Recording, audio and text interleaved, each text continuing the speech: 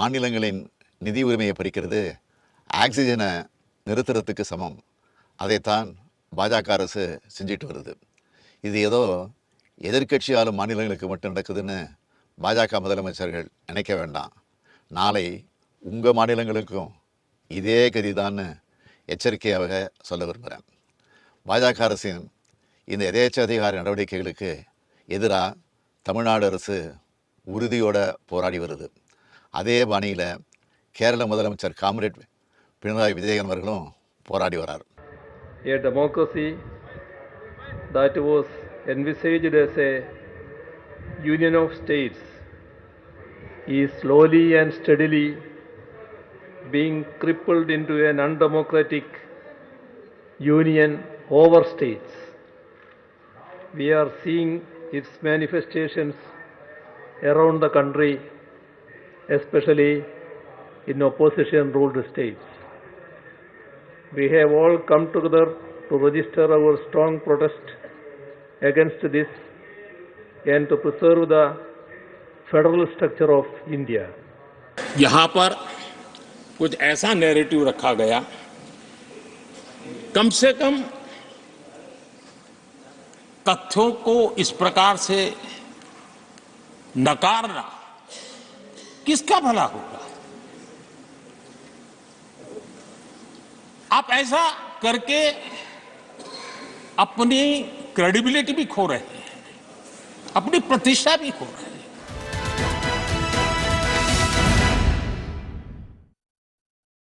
வணக்கம். இது கேள்விக்களம்.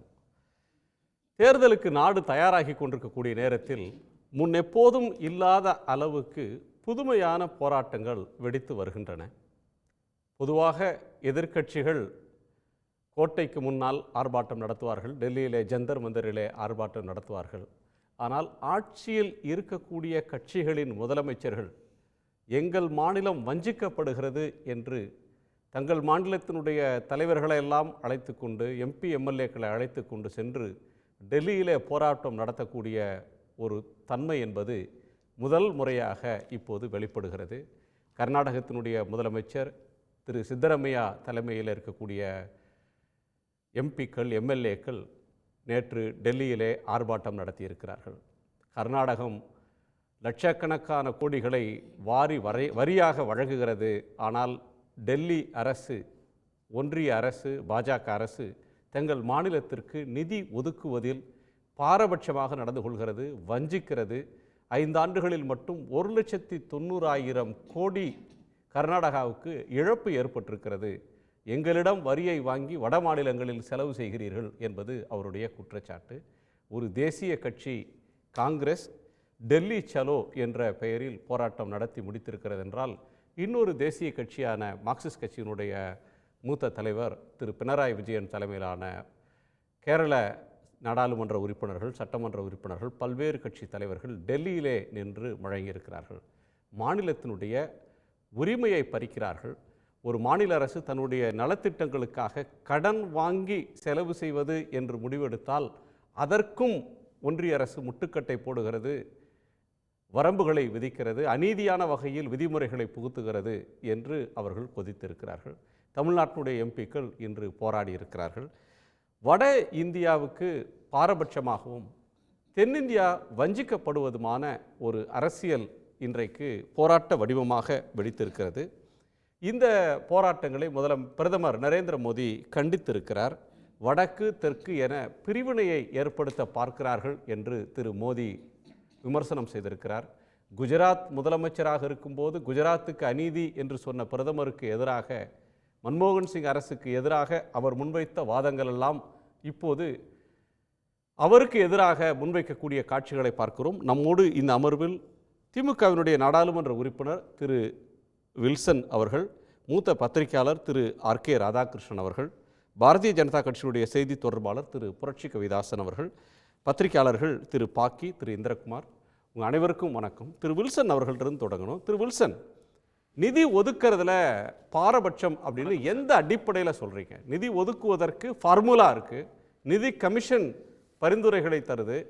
ஒரு மாநில அரசின் வழியாக செலவு செஞ்சாலும் அல்லது சென்ட்ரலி ஸ்பான்சர்ட் ஸ்கீம்ஸ்னாலும் அதற்கென்று வரம்புகளும் விதிமுறைகளும் இருக்கும்போது நாங்கள் அதிகமான வரியை தர்றோம், எங்கள்கிட்ட வரியை வாங்கிட்டு திருப்பி தரமாட்டுறாங்க அப்படின்னு எந்த அடிப்படையில் குற்றம் சாட்டுறீங்க? நான் வந்து இந்த பாராளுமன்றத்தில் கேள்வி கேட்டிருந்தேன். உங்களுக்கு எல்லாருக்கும் தெரியும், பாராளுமன்ற உறுப்பினர் வந்து கேள்வி கேட்கலாம், அதுக்கு வந்து பதில் வந்து கொடுக்கணும். இந்த கேள்வி வந்து ஃபைனான்ஸ் மினிஸ்டர்கிட்ட நான் கேட்டிருந்தேன். நான் கேட்ட என்ன கேள்வின்னா, இந்த 5 ஆண்டுகளில் ஜிஎஸ்டி, அது மட்டும் இல்லாமல் டைரக்ட் அண்ட் இன்டைரக்ட் டேக்ஸஸ் ஒரு மாநிலமும் எவ்வளோ வந்து ஒன்றிய அரசுக்கு செலுத்தியிருக்கிறது, 5 வருடத்துக்கு நீங்கள் அந்த டீட்டெயில்ஸ் கொடுங்க. அதே போல் நீங்கள் வந்து கடந்த 5 வருடத்துக்கு எவ்வளோ பணம் வந்து மாநில அரசுக்கு நீங்கள் கொடுத்துருக்கீங்க, அந்த டீட்டெயில்ஸும் கேட்டிருக்கேன். அது மட்டும் இல்லாமல் நீங்கள் என்ன பேசிஸில் வந்து இந்த மாநில அரசுக்கு வந்து இந்த அலோகேஷன் நீங்கள் பண்ணுறீங்க, அந்த ஃபார்முலா வந்து அதை ரீகன்சிடர் பண்ண முடியுமா, அந்த ஃபார்முலா, அந்த மாதிரியும் நான் கேட்டிருக்கேன். இதற்கு பதில் தான் இன்றைக்கி வந்து நேற்றுக்கு கொடுத்துருக்காங்க. ரொம்ப அதிர்ச்சி ஊட்டும் வகையில் இந்த பதில் அமைஞ்சிருக்கு. அதாவது பேரறிஞர் அண்ணா சொன்னாங்க, வடக்கு வாழ்கிறது, தெற்கு தேய்கிறது. அது உண்மையிலே இன்றைக்கும் அது நடந்து கொண்டிருக்கிறது. எங்களுடைய தலைவர் கூட இன்றைக்கி பேசியிருக்காங்க, அது ஆக்சிஜன் எடுத்துகிட்டே போகிறாங்க. அது பார்த்திங்கன்னா இந்த டீட்டெயில்ஸ் அவங்க கொடுத்த, நான் சொல்லலைங்க, ஒன்றிய அரசு அவங்க வந்து எழுத்துப்பூர்வமாக பதில் கொடுத்துருக்காங்க. இதை கொஞ்சம் கேளுங்க. அதாவது 5 மாநிலம், தமிழ்நாடு, கர்நாடகா, தெலுங்கானா, கேரளா, ஆந்திர பிரதேஷ், 5 வருடத்துக்கு மொத்தமாக அவங்க எவ்வளோ பணம் கொடுத்துருக்காங்கன்னா, ஒன்றிய அரசுக்கு 22,26,983.39 கோடி கொடுத்துருக்காங்க. இந்த பணம் வந்து 5 வருஷத்துக்கு கொடுத்துருக்காங்க. இந்த பணத்தை வந்து திருப்பி எவ்வளோ கொடுத்துருக்காங்கன்னா 5 வருடத்திற்கு, அந்த பதிலில் என்ன சொல்கிறாங்கன்னா 6,42,295.05 கோடி. அதாவது 4ல் ஒரு பங்கு தான் திருப்பி கொடுத்துருக்காங்க. சரி, நீங்கள் ஆள்ற மாநிலமான மத்திய பிரதேஷ், உத்தரப்பிரதேஷ், ராஜஸ்தான். உத்தரப்பிரதேஷ் எடுத்துக்கும். அவங்க வந்து பார்த்திங்கன்னா அவங்க எவ்வளோ பணம் கொடுத்துருக்காங்கன்னா, இந்த ஜிஎஸ்டிக்கு 5 வருடத்திற்கு இந்த மாநிலம் மட்டும் 3,41,817.60 கோடி கொடுத்துருக்காங்க. 5 வருஷத்துக்கு ஒன்றிய அரசுக்கு இந்த உத்தரப்பிரதேசம் கொடுத்துருக்காங்க மாநிலம். ஆனால் அவங்களுக்கு திருப்பி வந்த பணம் எவ்வளோன்னு கேட்டிங்கன்னா 6,91,375.12 கோடி. அதாவது டபுளாக அவங்களுக்கு கொடுத்துருக்காங்க. இப்போ நான் என்ன பண்ணேன், இந்த அவங்க கொடுத்த அந்த ஃபிகர்ஸ் எல்லாமே போட்டுட்டு நான் வந்து 1 ரூபிக்கு வந்து கொடுத்தா எவ்வளோ ரூபா திருப்பி கொடுக்குறாங்க அப்படின்னு கணக்கு பண்ணேன். பார்க்கும்பொழுது பார்த்திங்கன்னா, தமிழ்நாட்டுக்கு கடந்த 5 வருடங்களாக ஆவரேஜாக அவங்க கொடுத்தது 1 ரூபா கொடுத்தா தமிழ்நாடுக்கு 26 பைசா தான் திருப்பி கொடுத்துருக்காங்க. கர்நாடகாவுக்கு 1 ரூபா கொடுத்தா 16 பைசா தான் வந்திருக்கு. தெலுங்கானாவுக்கு 40 பைசா தான் வந்திருக்கு. கேரளாவுக்கு 62 பைசா தான் வந்திருக்கு. ஆந்திர பிரதேஷுக்கு 50 பைசா தான் வந்திருக்கு. ஆனால் மத்திய பிரதேஷுக்கு அவங்க கொடுக்குற 1 ரூபாய்க்கு 1 ரூபா 70 பைசா அவங்களுக்கு வந்திருக்கு. உத்தரப்பிரதேசை கேட்டிங்கன்னா ரொம்ப ஸ்டன்னிங்காக இருக்குது. 1 ரூபா அவங்க கொடுத்தாங்கன்னா அவங்களுக்கு வர்ற ரிட்டர்ன்ஸ் எவ்வளோன்னா 2 ரூபா 2 பைசா. ராஜஸ்தான் எடுத்துக்கிட்டிங்கன்னா 1 ரூபா கொடுத்தாங்கன்னா 1 ரூபா 14 பைசா அவங்களுக்கு ரிட்டர்ன் வந்திருக்கு. இந்த ஃபிகர்ஸே பார்த்தீங்கன்னா எப்படி வந்து தமிழகம் வஞ்சிக்கப்படுகிறன்றது கிளியராக தெரியுது. நான் தமிழ்நாடு மட்டும் சொல்ல விரும்புகிறேங்க. மற்ற மாநிலமும் வந்து நான் அந்த டீட்டெயில்ஸ்லாம் என்னோடய ட்விட்டர் பக்கத்தில் இருக்குது. தமிழ்நாடு பொறுத்த மாட்டில் கடந்த 5 வருடங்களுக்கு நம்ம கொடுத்துருக்க பணம் வந்து, இது கோடியில் சொல்கிறேன், 6,674.49 கோடி கொடுத்துருக்கோம். ஆனால் நமக்கு வந்திருக்க பணம் எவ்வளோன்னா 1,58,145.62 கோடி தாங்க திருப்பி வந்திருக்கு. அதாவது இன் டேர்ம்ஸ் ஆஃப் 1 ரூபான்னு பார்த்தீங்கன்னா 26 பைசா தான் வந்திருக்கு. இதுதான் நம்ம வந்து வஞ்சிக்கப்படுறோன்ற மாதிரி நம்ம இது எடுத்துக்கலாம். நீங்கள் இப்போ நான் வந்து இந்த ஃபார்முலா பற்றி கேட்டேன். எந்த ஃபார்முலாவில் நீங்கள் பண்ணுறீங்க, அந்த ஃபார்முலாவை மாற்ற முடியுமான்னு கேட்டால் அதுக்கு பதிலே இல்லை. அவங்க பதில் என்னென்னா, ஃபைனான்ஸ் கமிஷன் வந்து செய்கிறோம், அவ்வளோதான். இதுதான் அவங்களோட பதில். ஸோ இந்த இந்த அவங்க கொடுத்துருக்க அந்த பதில் பார்த்திங்கன்னா, இன்னைய ஸ்டேட்டில் இந்த தென்னிந்தியாவை வந்து ஓரங்கட்டுறாங்க, வஞ்சிக்கிறாங்க.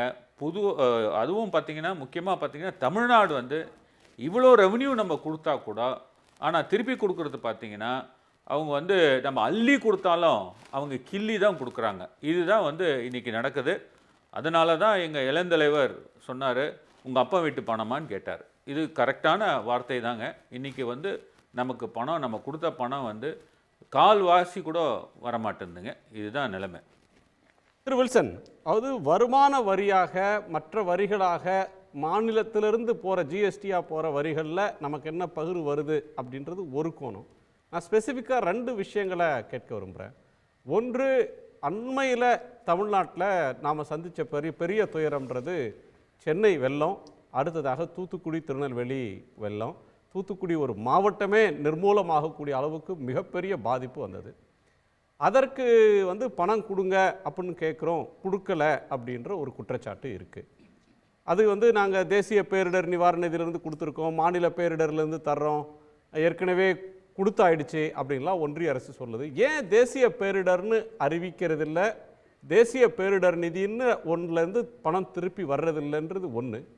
ரெண்டாவது, பெட்ரோல் மேலேயும் மற்ற இது ஒவ்வொரு நுகர்வுலையும் சர்சார்ஜ் செஸ் அப்படின்ற ஒன்றை வந்து போடுறாங்க. அது 10 ஆண்டுகளில் இந்திய வரலாறுலே இல்லாத அளவுக்கு அதிகமான அளவு போட்டிருக்காங்க.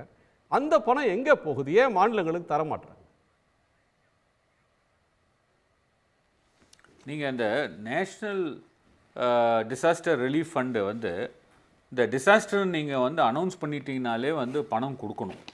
ஸோ இவங்க வந்து அவாய்ட் பண்ணுறதுக்காகவே வந்து இதை அவங்க அனௌன்ஸ் பண்ண மாட்டுறாங்க. இந்த மாதிரி ஒரு தேசிய பேரிடர் அப்படி மாதிரி நம்ம ஃபேஸ் பண்ணாலும், நீ பார்த்திங்கன்னா சென்னையில் எவ்வளோ மிகப்பெரிய வெள்ளம், நம்ம பார்க்க முடியாத அளவுக்கு ஒரு ரெயின்ஃபால். நீங்கள் தூத்துக்குடி எடுத்துக்கிட்டிங்கன்னா 122 சென்டிமீட்டர் மழை பெய்திருக்கிறது.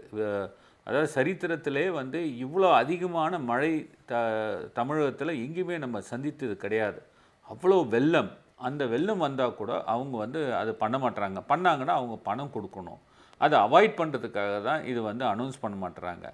ஸோ நீங்கள் ரெண்டாவது, பெட்ரோல் நீங்கள் சொன்னீங்க, செஸ், அந்த பணம்லாம் கலெக்ட் பண்ணிக்கிட்டு இவங்க வச்சுக்கிறாங்க. இந்த பணத்தை வந்து இவங்க வச்சுக்கிட்டு இவங்களுக்கு எந்த ஸ்டேட்டுக்கு அவங்க வந்து ஹெல்ப் பண்ணணுமோ அந்த ஸ்டேட்டுக்கு அந்த ஃபண்ட்ஸை வந்து மிக அதிக அளவில் அவங்க கொடுக்குறாங்க. ஆகவே வந்து இதெல்லாம் நீங்கள் பார்த்தீங்கன்னா, இந்த பணம் வந்து நம்ம ஒன்றிய அரசுக்கு நம்ம நம்பிக்கையின் பேரில் கொடுக்குறோம். நம்ம ஜிஎஸ்டி வந்து அவங்க கொண்டு வரும்போது அந்த சட்டத்தை என்ன சொன்னாங்க, மாநிலங்களுக்கு கரெக்டாக நாங்கள் பகிர்ந்து அளிப்போம், அவங்க வந்து என்ன கலெக்ட் பண்ணுறாங்களோ அவங்களுக்கு நாங்கள் வந்து பகிர்ந்து அளிப்போம் அப்படிலாம் சொன்னாங்க. கடைசியில் பார்த்திங்கன்னா, நம்ம கொடுக்குற பணத்தையே நமக்கு வந்து முழுமையாக திரும்பி வரலனாலும் அட்லீஸ்ட் ஒரு 75% கொடுக்கலாமே. இந்த மாதிரி ஒரு பேரிடர் ஒரு சமயத்தில் அந்த நம்மளோட தமிழ்நாட்டு துவண்டு போய் கிடந்த நேரத்தில் 10 பைசா தரமாட்டேன்னு சொல்லும்போது நம்முடைய மாண்புமிகு முதலமைச்சர் அவர்கள் 6000 ரூபாய் சொல்லி அவங்க உடனே ரிலீஸ் பண்ணி எல்லாருக்கும் டிஸ்ட்ரிபியூட் பண்ணாங்க. ஸோ இந்த மாதிரி வந்து இந்த ஒன்றிய அரசு வந்து நடக்கிறது வந்து உண்மையிலே வந்து ஒரு ஃபெடரல் ஸ்ட்ரக்சருக்கு ஒரு அழகல்ல. அந்த வந்து பணமே வந்து நீங்கள் வந்து வலுக்கட்டாயமாக வந்து ஒரு சட்டத்தின் மூலியமாக வசூலுக்கும் ஒரு தன்மையை நீங்கள் எடுத்துக்கிட்டு இந்த பணத்தை வந்து நீங்கள் அந்த மாநிலத்துக்கு அவங்க திருப்பி கொடுக்கலன்னா இது ஒரு நம்பிக்கை துரோகம் மாதிரி தான். மாநிலங்களுக்கு ஒரு பெரிய வஞ்சகம் நடக்கிறது. கூட்டாட்சி அப்படின்ற ஒரு தத்துவத்திற்கு எதிராக இந்த செயல்பாடு இருக்குது அப்படின்னு சொல்கிறீங்க. உங்களுடைய பங்கேற்புக்கும் கருத்து பகிர்வுக்கும் நன்றி. திரு புரட்சி கவிதாசன், குஜராத் முதலமைச்சராக இருக்கும்போது அடுக்கடுக்கான குற்றச்சாட்டுகளை பிரதமர், அன்றைய முதலமைச்சர் திரு மோடி மன்மோகன் சிங் அரசின் மீது வைத்தார். தன்னுடைய மாநிலத்திலேருந்து நிறைய நிதியை தர்றோம், ஆனால் திருப்பி தர்றதில்லை அப்படின்னு அவர் அன்று சொன்னது இன்று வந்து ஒரு அரசியல் முழக்கமாக எதிர் முகாமால் இன்றைக்கி அவரே அந்த கேள்விக்கு பதில் சொல்ல வேண்டிய இடத்துக்கு தள்ளப்பட்டாரா? திரு வில்சன் போன்றவர்கள், திரு பினராயி விஜயன், சித்தராமையா, தென்னிந்திய அரசியல் தலைவர்கள் எழுப்பக்கூடிய இந்த குற்றச்சாட்டுக்கு உங்கள் பதில் என்ன சார்? மாண்புமிகு பாரத பிரதமர் நரேந்திர மோடி அவர்கள் குஜராத்தில் முதல் முறையா ஆட்சி அமைத்த போது குஜராத்தில் ஏற்பட்ட வளர்ச்சி, முன்னேற்றம், இதனை எடுத்துக்காட்டாக கொண்டு குஜராத் மாடல் என்று சொல்லி, குஜராத் ஒளிர்கிறது என்று சொல்லி, குஜராத் இந்தியாவிற்கு வழிகாட்டுகிறது என்று சொல்லி அவர் ஆட்சியை 3 முறை தக்க வைத்து, இப்பொழுது மத்தியிலே 2வது முறை தக்க வைத்து 3வது முறை தக்க வைக்க போகிறார். ஆக அவருக்கு ஒரு கால் வஞ்சனை நடந்திருந்தால், அவருடைய கோரிக்கைகள் செவிமடுக்காமல் இருந்திருந்தால், அவர் கேட்டு மத்திய அரசு செவிமடுக்கவில்லை என்றால், அது குஜராத் கவர்மெண்ட் எப்படி ஒளிர்கிறது, மிளிர்கிறது, வளர்கிறது, குஜராத் மாடல் என்று முன்வைத்திருக்க முடியும். அதனால இது லாஜிக்காவே தவறுங்க. அதாவது மாநில முதல்வர்களுக்கு சில ரைட் அண்ட் லயபிலிட்டி இருக்கிறது. நம்முடைய அமரர் ராஜீவ் காந்தி அவர்கள் ஒரு முறை சொல்லும் பொழுது, 1 ரூபாய் பணத்தை மாநிலங்களுக்கு, மக்களுக்கு, அடித்தள குடிமகனுக்கு கொண்டு சேர்க்கக்கூடிய நலத்திட்டத்தை செலவு செய்தால் 85 பைசா இடையிலே உள்ள கட்டமைப்புகளால் களவாடப்படுகிறது, 15 பைசா தான் கடைக்கோடி மனிதனை, பயனாளியை சென்றடைகிறது என்று ஒரு ஒப்புதல் வாக்கு மூலம் ஏற்கனவே அமரர் ராஜீவ் காந்தி அவர்கள் கொடுத்திருக்கிறார்கள். திரு புரட்சி கவிதாசன், இது வந்து ஒன்றிய அரசுக்கும் பொருந்தும், மாநிலங்களுக்கும் பொருந்தும், பஞ்சாயத்துக்கும் பொருந்தும். ஒரு திட்டத்துக்கு ஒரு பணத்தை செலவு பண்றோம் அப்படின்னா அது கடைக்கோடியில போகிற போது ஊழலோ அல்லது நிர்வாக செலவுகள்ன்ற பேர்ல பணம் போயிடுது அப்படின்றது ஒரு குற்றச்சாட்டு. அதை யாரும் மறுக்கிறதுக்கு இல்லை. அந்த குற்றச்சாட்டு எல்லா திட்டங்களின் மீது இருக்கு, எல்லா அரசுகளின் மீது இருக்கு. நாம பேசுற சப்ஜெக்ட் பணமே தர மறுக்கிறார்கள். ஒரு மாநிலங்களிலிருந்து வரின்ற பேர்ல சுரண்டி எடுத்துக்கொண்டு மாநிலங்களுக்கு கிள்ளி கொடுக்கறாங்க. ரைட்ஃபுல் ஷேர், உரிமையா தர வேண்டிய தொகையை கொடுக்க மறுக்கிறார்கள். வெள்ளத்துக்கும் கொடுக்க மாட்டாங்க, புயலுக்கும் தர மாட்டாங்க, வறட்சிக்கு கொடுக்க மாட்டாங்க, எதற்கும் தர மறுக்கிறார்கள். அப்படி ஒரு வஞ்சனை நடக்குதுன்றது இன்னொரு சப்ஜெக்ட். நீங்க இந்த சப்ஜெக்ட் நீங்க வில்சன் அவர்கள் மூத்த வழக்கறிஞர், அதனால அவருக்கு தெரியும். Bharat India, that is Bharat shall be a union of the states. இதான் preamble of the Indian Constitution. அதனால மாநிலங்களின் கூட்டமைப்பாக இருக்கக்கூடிய மத்திய அரசு ஒரு மாநிலத்துக்கு கண்ணுல சுண்ணாம்பும் மற்றொரு மாநிலத்தின் கண்ணுல வெண்ணையும் வைக்க முடியாது. வைத்தால் அது தவறு. அதை கேள்வி கேட்க முடியும், அதுக்காண்டி நீதிமன்றத்துக்கு போக முடியும், போராட முடியும், சண்டை செய்ய முடியும், மக்கள் மன்றத்திலே கேள்வி கேட்க முடியும். அதுதான் சார் சண்டை செய்து கொண்டிருக்காங்க. டெல்லியில ஜந்தர் மந்தர்ல சண்டை செய்யறாங்களே. பினராயி விஜயன் சண்டை செய்யறாரு, சித்தராமையா சண்டை செய்யறார். சண்டை செய்ய வேண்டிய நிலைமை ஏன் வருதுன்ற பாயிண்ட் கேட்கிறேன். இல்ல, நீங்க இடைமறிக்க வேணாம். ஏன்னா உலகத்திலேயே அதிகமா கணினிமயமாக்கப்பட்டிருக்கிற நாடு பாரத திருநாடு. அதனாலதான் டிஜிட்டல் இந்தியா என்பதை நரேந்திர மோடி கொண்டு வந்தார். யாருடைய பணத்தையும் யாரும் கவர்ந்து விடக்கூடாது.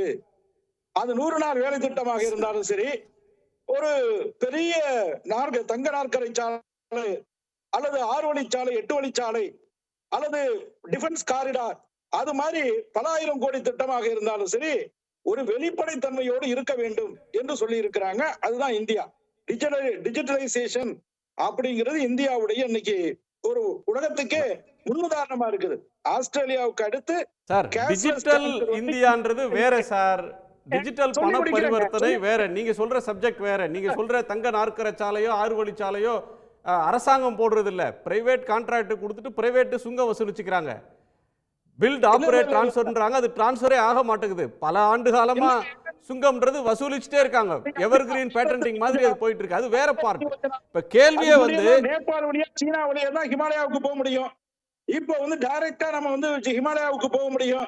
அடல் ரத்ன யோஜனா எப்படி வந்தது? அது மாதிரி தான் சார் கேக்குறாங்க. ஹிமாலயால ரோடு போடுறதுக்கு இங்க பணத்தை அடிச்சிட்டு போறீங்களான்னு கேக்குறாங்க. நலத்திட்டங்கள் இருக்கிறது. நான் சொல்லி முடிச்சிருங்க. அதனால இந்த நிதி ஆயோக் அப்படின்னு வந்தபோது அந்த நிதி ஆயோக்ல அனைத்து மாநிலங்களுடைய பிரதிநிதிகள் இருக்கிறாங்க. அவங்கள வச்சுதான் முடிவெடுக்கிறாங்க. ஒன்ஸ் இன் 3 months அந்த மீட்டிங் நடக்குது. நிதி ஆயோக்ல எங்க சார் அனைத்து இவங்க இருக்காங்க? நிதி ஆயோக் ஒரு பிளானிங் கமிஷனுடைய இன்னொரு பேர் சார், மாத்திட்டாங்க.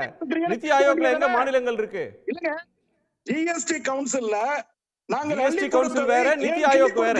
கேட்க வேண்டியதுதானே? நிலுவை நிதி ஆயோக் வேற கேட்டுட்டே இருக்காங்களே சார். போக்குவரத்து ஊழியர்களுக்கு சம்பள நிலுவை இல்லையா? முனிசிபாலிட்டியில வேலை பார்க்கிறவங்களுக்கு பணத்தை வசூல் பண்ணி சம்பளத்தை எடுத்துக்க அப்படின்னு சொல்லக்கூடிய நிலைமை தமிழ்நாட்டுல இருக்கு. புதுக்கோட்டை நகராட்சி எடுத்துக்கிட்டீங்கன்னா அங்கே பல மாதங்களா வரி ஆய்வாளர்களுக்கு சம்பளம் வழங்கப்படவில்லை. சொல்றாங்க மாநிலங்களுடைய நிதி சுதந்திரத்தை பறிக்கிறாங்க அப்படின்னு கேக்குறாங்க. நீங்க வேற ஒரு கோணத்தை தொடர்றீங்க. நம்ம அடுத்த சுற்றுல பேசலாம். திரு ஆர்கே, உங்க பார்வை என்ன? திரு ஆர்கே, இருக்கக்கூடிய என்னை பொறுத்தவரை திரு நரேந்திர மோடி அவர்கள் 14வது ஃபைனான்ஸ் கமிஷன் சமயத்தில் அவர் இங்க முதல்வராக இருந்தார். குஜராத் மாநிலத்துக்கு முதல்வராக இருந்தார். அவர் என்ன சொன்னார்னா 50%, அதாவது மாநிலத்திலெல்லாம் இருந்து வசூல் செய்து வருகின்ற அந்த டாக்ஸ் தொகையினுடைய 50% மாநிலங்களுக்கு பகிர வேண்டும் என்று ஒரு டிமாண்டை வைத்தார். இதற்காக நான் போராடுவேன் என்று சொன்னார். ஒரு கட்டத்தில் குஜராத்திலிருந்து நான் டாக்ஸே கொடுக்க மாட்டேன் என்றும் அவர் கூறினார். அது சாத்தியக்கூறு கிடையாது. ஏனென்றால் டாக்ஸ் என்பது டைரக்ட் டாக்ஸ், இன்டைரக்ட் டாக்ஸ் எல்லாம் பல ரீதிகளில் தான் கலெக்ட் பண்றது. இன்கம் டாக்ஸ் என்பது டைரக்டாக ஒரு நிறுவனம் செலுத்த வேண்டியதாக இருக்கிறது. அது சாத்தியக்கூறில் இருந்தாலும் அப்படி ஒரு த்ரெட்டை அவர் வைத்தார்.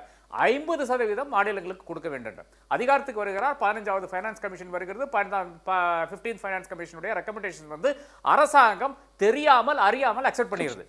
அதில் என்னாச்சுன்னு பார்த்தீங்கன்னா அதனுடைய பகிர்வு என்பது 38%லிருந்து மேலே ஏறிக்கொண்டு 42% என்று ஃபைனான்ஸ் கமிஷன் முடிவு செய்கிறது. ஃபைனான்ஸ் கமிஷன் நீங்க நெகோஷியேட் பண்ண முடியாது. ஃபைனான்ஸ் கமிஷன்ல போயிருக்கு, என்னப்பா 42 போட்டுருக்கேப்பா 40 போடுப்பான்னு சொல்ல முடியாது. அப்போ நரேந்திர மோடி அதை செய்ய பார்த்தார் என்றும் கூறுகிறார்கள்.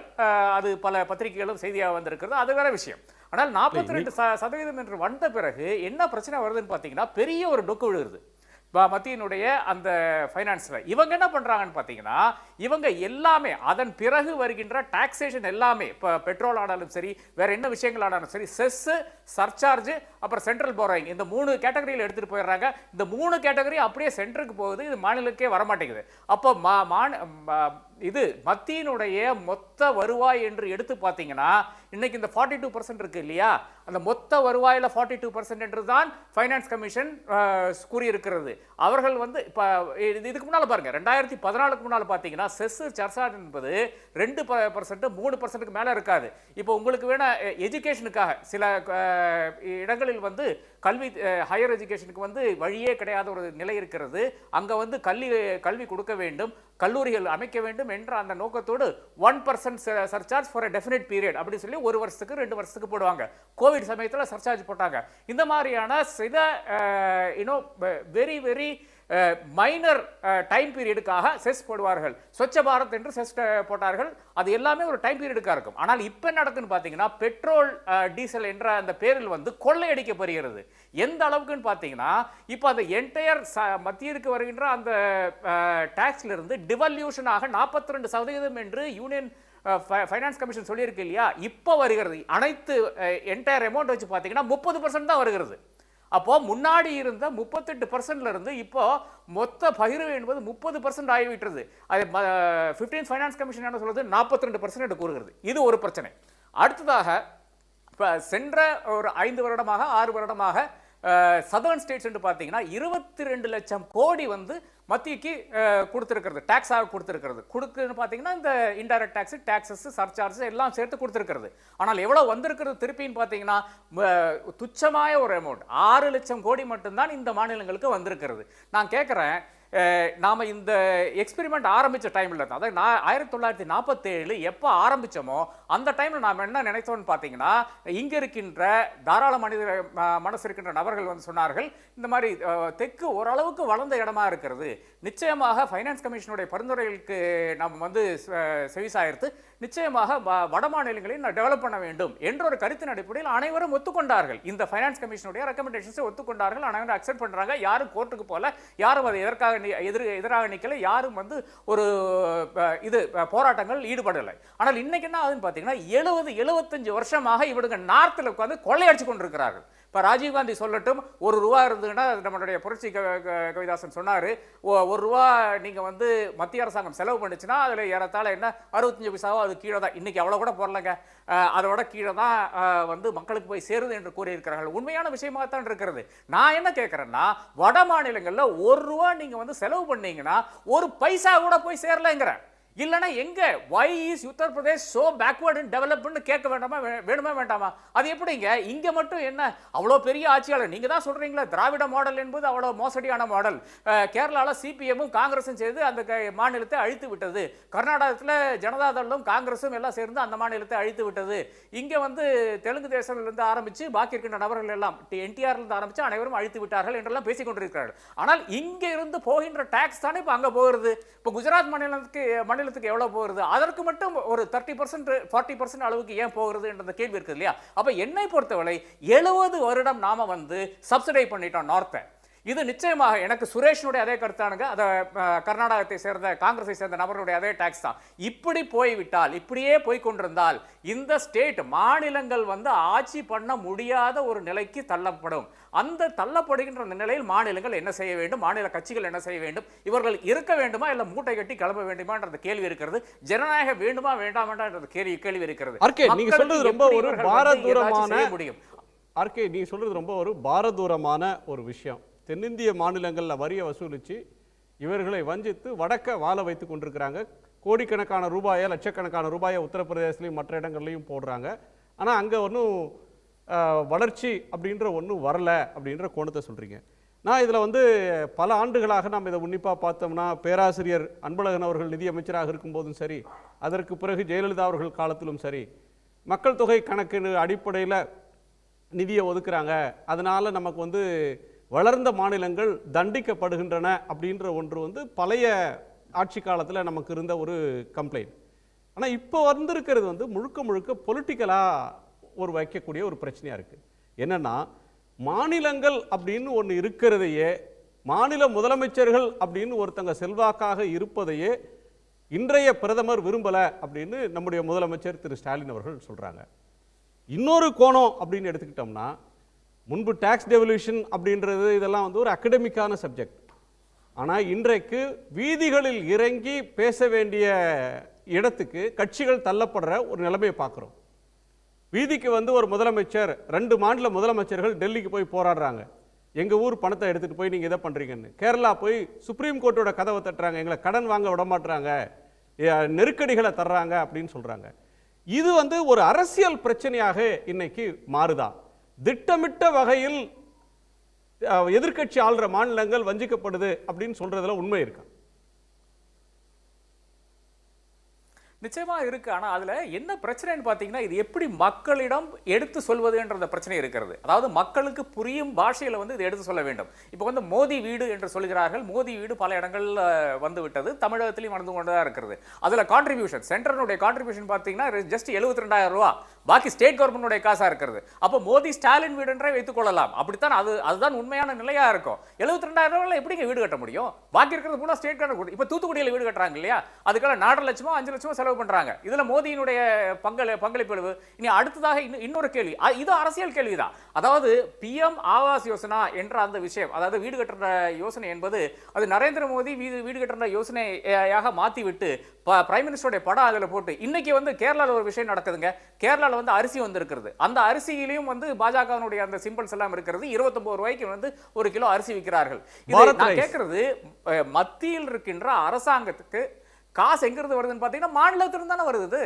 அப்ப மாநிலத்துக்கு இதுதான் மத்திய அரசாங்கம் செய்த அரசியலினுடைய விளைவாகத்தான் மாநில அரசாங்கங்களும் இந்த அரசியலை கையாண்டு இது மக்களுக்கு உணர்த்த வேண்டிய ஒரு கட்டாயத்தில் வந்திருக்கிறது.